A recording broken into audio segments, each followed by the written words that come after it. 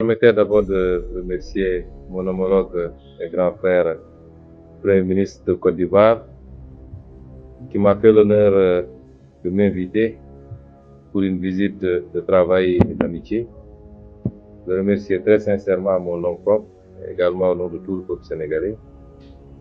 De transmettre des remerciements et des salutations également du président Bassirou Diomaye Faye à son homologue de Côte d'Ivoire, de son Excellence le président Alassane Ouattara, et à tout le peuple ivoirien. Cette visite s'inscrit dans le cadre de notre vision, une vision panafricaniste, mais également une vision d'intégration de la sous-région.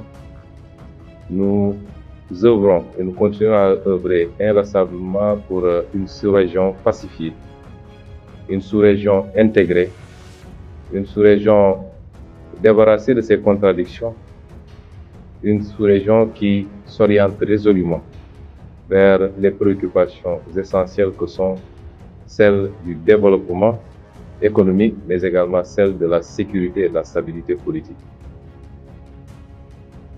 L'étape de la Côte d'Ivoire est une étape importante, ou l'une des plus importantes, pour ce que la Côte d'Ivoire représente dans la sous-région, au sein de la CEDEAO d'abord, pour ce qu'elle représente également dans l'entité que nous avons en commun, qui est l'UEMOA, qui est une entité très intégrée, avec une monnaie commune, un marché commun.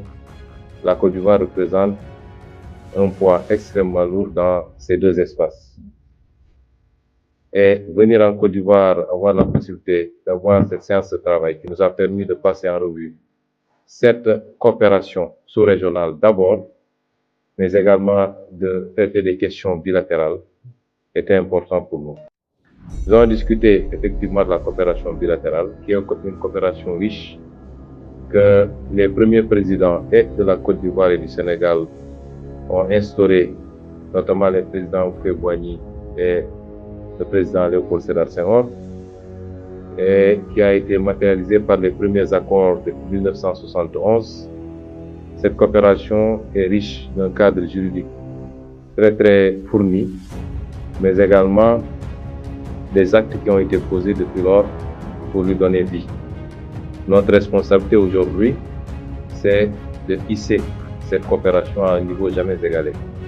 Et nous avons passé en revue cette coopération dans le domaine de la sécurité, dans le domaine de l'exploitation des ressources halieutiques, dans le domaine des échanges commerciaux de manière générale, dans le domaine des nouvelles technologies également, dans le domaine de l'enseignement supérieur et de la recherche scientifique, dans le domaine de la transformation des productions locales, donc l'industrialisation, mais également dans le domaine de la production elle-même, agricole singulièrement, mais également de l'élevage.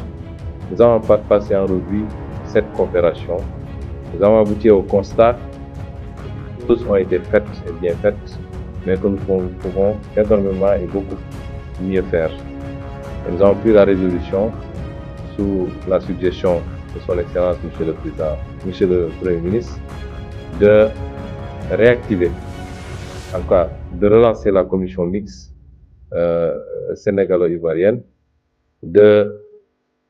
d'impulser une nouvelle dynamique qui nous permettra dans les 6 mois d'avancer sur un certain nombre d'effets que nous avons relevés, notamment en matière de barrières douanières, en matière de tracasserie lorsqu'il s'agit de se déplacer, en matière d'un certain nombre de contraintes commerciales qui existent, qu'il faut lever le plus rapidement possible.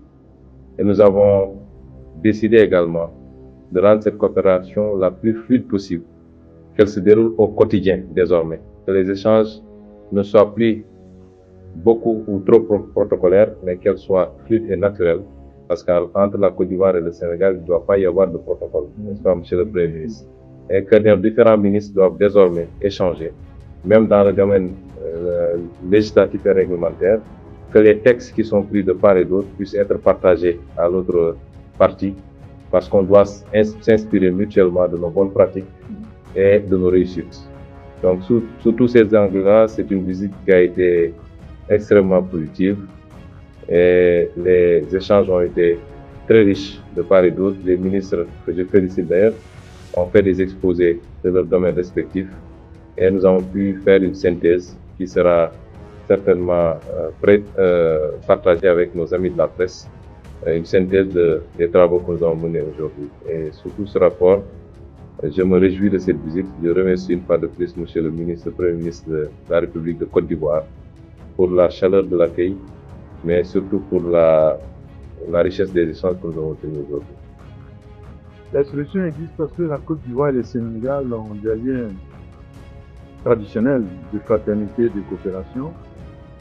Depuis nos indépendances, nous avons établi plus de 49 accords qui sont des accords dynamiques et qui méritent d'être renforcés, élargis, parce que les champs d'action pour le développement de nos deux pays s'élargissent aussi. Il y a des nouveautés, il y a des thématiques nouvelles qui apparaissent. Et nous avons convenu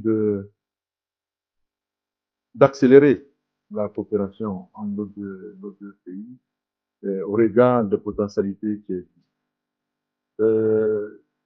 Ce qui est important de noter, c'est que le secteur privé va jouer un rôle essentiel dans ce que nous allons produire comme coopération. Les gouvernements vont définir les cadres macroéconomiques et le secteur privé va se charger d'accélérer cette coopération en renforçant les volumes d'échanges, en les améliorant et en identifiant de nouveaux domaines de coopération dans lesquels ces deux pays vont exprimer leur solidarité. Nous notons par exemple que dans la matière de ressources animales et halieutiques, la Côte d'Ivoire peut bénéficier largement des compétences du Sénégal dans le domaine halieutique.